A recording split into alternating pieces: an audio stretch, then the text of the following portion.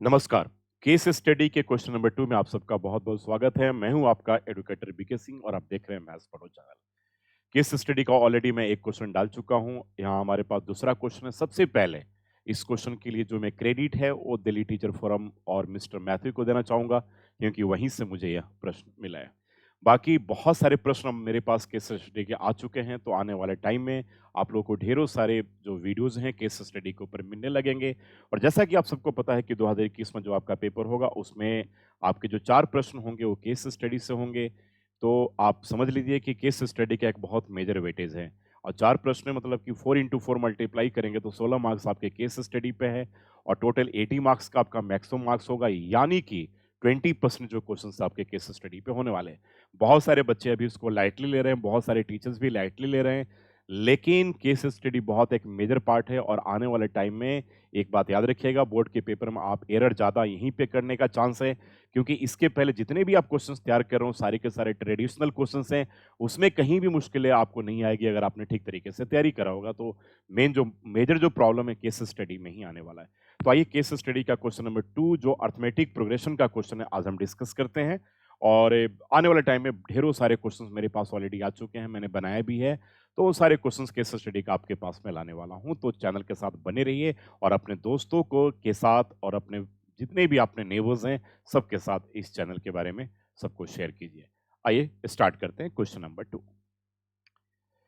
Correct. Arithmetic progression is sequence of numbers such that difference of any two successive members of the sequence is constant. यानी कि आप सबको पता है कि कॉमन डिफरेंस क्या होता है, कांस्टेंट होता है। जब सक्सीडिंग टर्म से प्रीसीडिंग टर्म को हम क्या करते हैं, माइनस करते हैं, तो हमारा क्या होता है, कॉमन डिफरेंस सेम होता है। हम अच्छे से हमें पता है सारी चीजें। तो ये तो कहानी के जैसा हो गया। अब आते हैं अगले पार्ट में, देखते हैं। Reema being plant lover decides to open a nursery.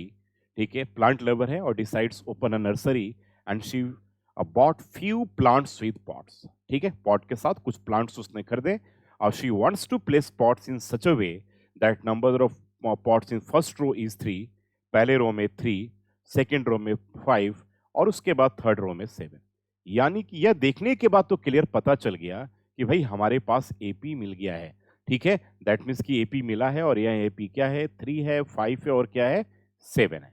आगे इस तरीके से चलते रहिए। 3 हो गया, देखिए पहले रो में, उसके बाद 5 हो गया, उसके बाद क्या हो गया, 7 हो गया। तो ऑब्वियसली दैट मीन्स कि आप सबको क्लियर पता चल गया कि सक्सीडिंग में प्रीसीडिंग में अगर हम 2 ऐड करेंगे तो हमारा सक्सीडिंग टर्म मिलेगा, जिसे हम क्या कहते हैं, जो 2 ऐड कर रहे हैं, यानी कि वही तो हमारा कॉमन डिफरेंस होता है जो कांस्टेंट होता है। और कॉमन डिफरेंस निकालने के लिए बच्चों हमेशा हम क्या करते हैं, सक्सीडिंग से प्रीसीडिंग माइनस करते हैं और कॉमन डिफरेंस कुछ भी आ सकता है, नेगेटिव टर्म आ सकते हैं, रूट में आ सकते हैं, ठीक है, और फ्रैक्शन में आ सकते हैं, कुछ भी आ सकते हैं। तो वहाँ पर घबराने की बात नहीं है। बहुत बच्चों को मैं देखता हूँ कि कॉमन डिफरेंस अगर डेसिमल में आ गया तो यार डेसिमल में होगा क्या? ठीक है, तो हाँ जी, कॉमन डिफरेंस कुछ भी हो सकता है, ठीक है। केवल जो रूट में नेगेटिव टर्म्स आपके नहीं होंगे, यानी कि हमारे पास अरिथमेटिक प्रोग्रेशन आ चुका है, कॉमन डिफरेंस हमें पता चल चुका है कि यहाँ पर कॉमन डिफरेंस 2 के बराबर है और पहला टर्म जो है हमारे पास क्या है, 3 के बराबर है। अब आगे हम प्रश्न के ऊपर ध्यान देते हैं। तो पहला क्वेश्चन हमारे पास है, कह रहे कि if Reema wants to place 120 pots.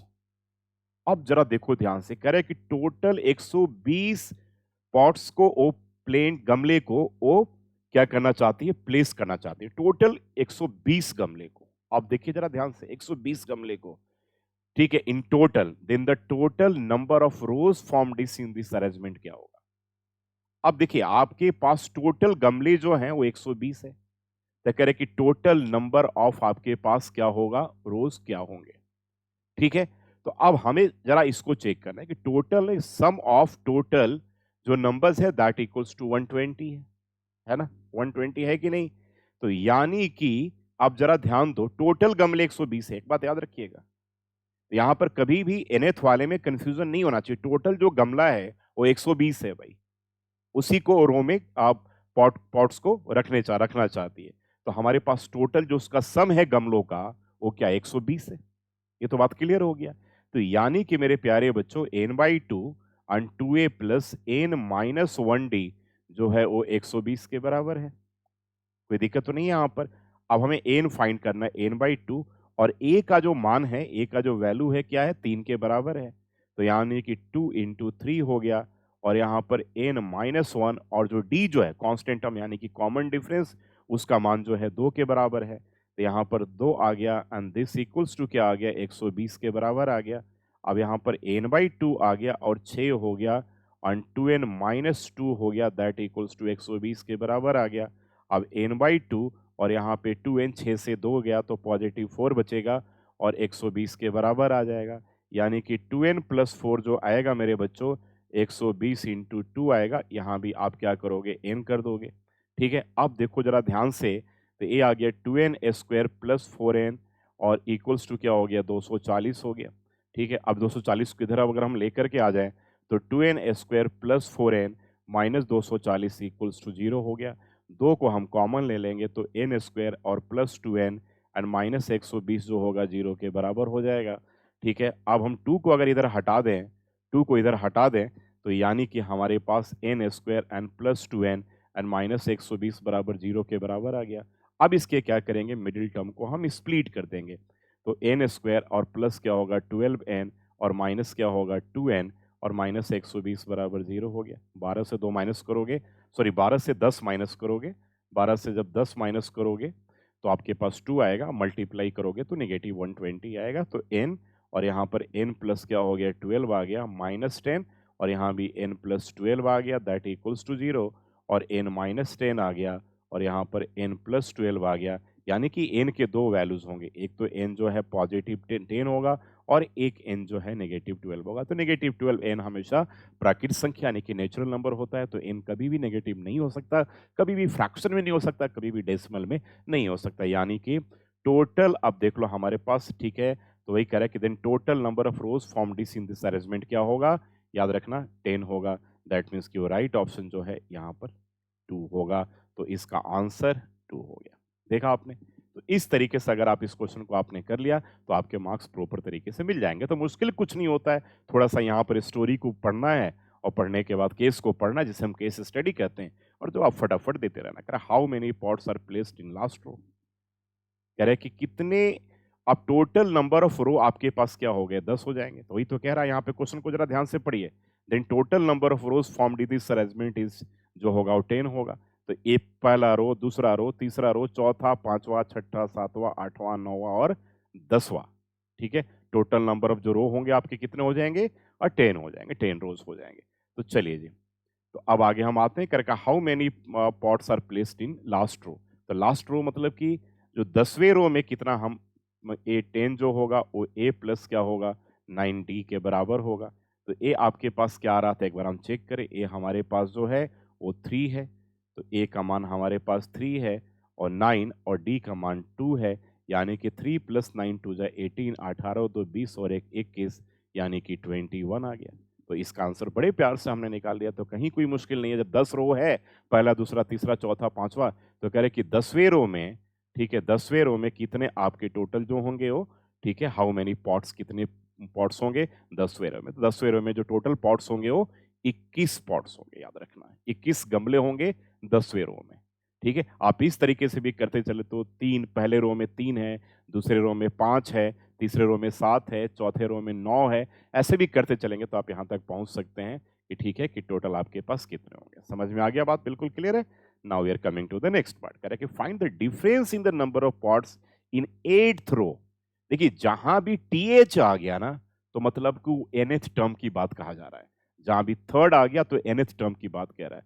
तो how find the difference in the number of pots in 8th रो। यानी कि ये 8 जो होगा मेरे प्यारे बच्चों, आपको पता होगा a + n-1d a + 7d के बराबर होता है, और ये यहाँ पर 3 है और 7d का वैल्यू 2 था, यानी कि 3 और 7 2 = 14, तो 8वें रो में तो 17 है। ठीक है ना, 17 है 8वें रो में, याद रखिएगा 17 है। 19 हो गया, फिर 21 हो गया, ये आप सबको पता है। उसके बाद कह रहा है तीसरे रो में, ठीक है, यहाँ पर क्या है तीसरे रो में, यहाँ पर a3 है, तो a प्लस क्या हो जाएगा 2d के बराबर हो जाएगा। a का मान हमारे पास 3 था और 2 और d का मान 2 था, यानी कि 3 और 2 2 = 4, a क्या हो गया 7 हो गया। तो कह रहा है कि find the difference in the number of pots, जो गमले का जो नंबर्स का डिफरेंस जो है 8वें और तीसरे रो में, या 17 से 7 गया तो 10 होगा, यानी कि इसका पहला आंसर जो होगा ये होगा। 17 से 10 को अगर आप माइनस करोगे, यानी कि a8 - a3 जब करोगे तो यू विल गेट क्या आएगा 10 आएगा। Very simple question. ठीक है, नेक्स्ट आते हैं, कह रहे कि if Reema has sufficient space for 15 rows. अब जरा ध्यान से हमें देखना है कि रीमा के पास अगर सफिशिएंट स्पेस हो 15 रो के लिए, then how many total number of pots are placed by her in the same arrangement.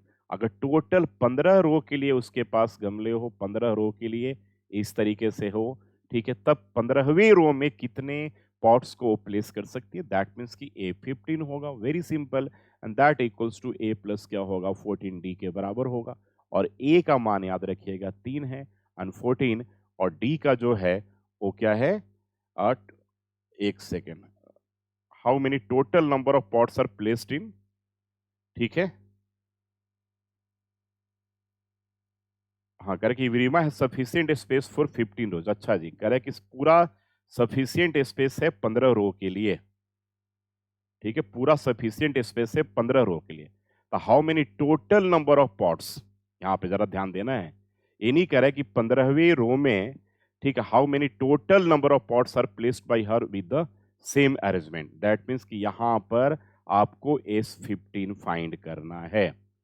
कि S15 फाइंड करोगे तो ये आपके पास 15/2 और यहाँ पर 2a, और a का मान 3 था और यहाँ पर 15 एंड -1 और d का मान 2 था, a आ जाएगा। तो ये आपके पास 15/2 होगा, 3 2 जा 6, और 15 से गया 14, ये आपके पास 28 होगा, और ये 15/2, 28 2 30 और ये 34 आ गया, और 2 से ये 17 कट गया, यानी कि ये आएगा 15 इंटू 17। देखिए, मैंने भी थोड़ा क्वेश्चन को समझने में मिस्टेक कर दिया ना, तो ये आप भी कर सकते हैं, इसलिए क्वेश्चन को समझना अच्छे तरीके से। अब 17 में क्या करेंगे, हम 15 को मल्टीप्लाई करेंगे, 7 5 जा 35, 5 कैरी 3, और 7 और 5 12, 3 15 5, और 1 1 1 जा 1 एंड 2, यानी कि 255 होंगे। अगर मान लो उसके पास स्पेस हो 15 रो के लिए, तो टोटल जो पॉट्स होंगे इसी अरेंजमेंट में कितने हो जाएंगे, वो 255 हो जाएंगे। ये नहीं पूछा जा रहा है कि भाई 15वें रो में कितने पॉट्स को हम प्लेस कर सकते हैं। मेक इट क्लियर, जरा क्वेश्चन को समझने की कोशिश कीजिए। कह रहा है कि फ्रीमा है सफिशिएंट स्पेस फॉर 50 रोज, भाई उसके पास सफिशिएंट स्पेस है 15 रो के लिए। तब कह रहे हैं कि टोटल नंबर ऑफ गमले कितने उसमें, पूरा मैंने ओवरऑल इन टोटलिटी पूछा जा रहा है। दैट मीन्स कि S15 पूछा जा रहा है। अगर ऐसा पूछा जा रहा है कि 15वीं रो में कितने गमले को हम प्लेस कर सकते हैं, then you will have to find out क्या होगा, A15 होगा। लेकिन सब मिला करके पूछा जा रहा है इन टोटलिटी, दैट मीन्स कि योर रिजल्ट विल बी जो होगा 255 के बराबर होगा। तो योर आंसर 255, दैट मीन्स कि option will be third option जो होगा, that will be the correct option होगा। बहुत बढ़िया क्वेश्चन है, जरा इसको ध्यान से थोड़ा सा लैंग्वेज को पढ़ना है। अब कह रहे हैं कि एक AP है जिसका आपके पास nth टर्म दे रखा है 4n+5, यानी कि जनरल टर्म दे रखा है, तो उसका कॉमन डिफरेंस हमें फाइंड करना है। तो सिंपल सा A1 आप निकाल लो, 4 × 1 एंड +5, तो ये होगा 4 में 5 को ऐड कर लेंगे तो ये हो गया 9। अब अगर हम A2 निकालेंगे तो 4 × 2 एंड +5, यानी कि 4 2 जा 8 और प्लस हो गया 5, ये हो गया 13 हो गया। तो कॉमन डिफरेंस जो होगा यहाँ पर A2 एंड माइनस क्या होगा A1 के बराबर होगा। कॉमन डिफरेंस क्या होगा, A2 माइनस क्या होगा A1। तो ठीक है, A2 क्या है 13 और -9 होगा, ठीक है, तो ये आपके पास क्या होगा 4 के बराबर होगा, यानी कि इसका जो आंसर होगा दैट विल बी 4, सेकेंड इसका आंसर हो जाएगा। तो इसका आंसर से इस तरीके से 5 मैंने ऑप्शन करवाया, ठीक है, ठीक है। अब पांचों का तरीका आपने देखा, तो इसमें कुछ थोड़े से बहुत आसान थे, कुछ थोड़े से डिफिकल्ट थे, तो घबराने वाली बात नहीं है। क्वेश्चन को, स्टेटमेंट को बहुत बढ़िया से पढ़ना है। और एक बात जरूर याद रखिएगा मेरे प्यारे बच्चों, केस स्टडी के प्रश्न में आपको देखिए इन सब चीजों से ज्यादा कुछ नहीं लेना देना है, ठीक है। यहाँ पर एक तो आपके पास पहला जो सेंटेंस दे रखा होगा, इसमें तो कहानी की तरह है, ये तो एक तरह से स्टोरी है, कोई प्रॉब्लम नहीं है। सेकेंड पार्ट से आपके स्टेटमेंट बनते हैं, और जब आपने इसको बना लिया ना, फिर आगे के क्वेश्चन को करने में आपको दिक्कत बिल्कुल ही नहीं आएगी, ठीक है। तो इस तरीके से आपका केस स्टडी का दूसरा प्रश्न था। तो फ्रेंड्स, मैं हूं आपका एडुकेटर बीके सिंह और आप देख रहे थे मैथ्स पढ़ो चैनल। मैथ्स पढ़ो चैनल को प्लीज़ प्लीज़ प्लीज़ आप सबसे रिक्वेस्ट है कि आप इसे आप सब्सक्राइब कीजिए, अपने दोस्तों को बोलिए, अपने नेबर्स को बोलिए, सबके साथ व्हाट्सएप पे शेयर कीजिए। और आपके अगर भाई बहन मुझसे पढ़े हों पहले और आज 11th-12th में हो, तो उनको ज़रूर बोलिएगा कि अब 11th-12th का भी हमारा लाइव सेशन आने वाला है। तो जिन्होंने चैनल को अनसब्सक्राइब कर दिया होगा वो प्लीज़ उनसे बोलिएगा कि बीके सिंह सर का रिक्वेस्ट है दोबारा चैनल को सब्सक्राइब कर ले, क्योंकि 11th 12th के भी कंटेंट अब इस वीडियो पे डलने लगे हैं। Thank you so much and God bless you all.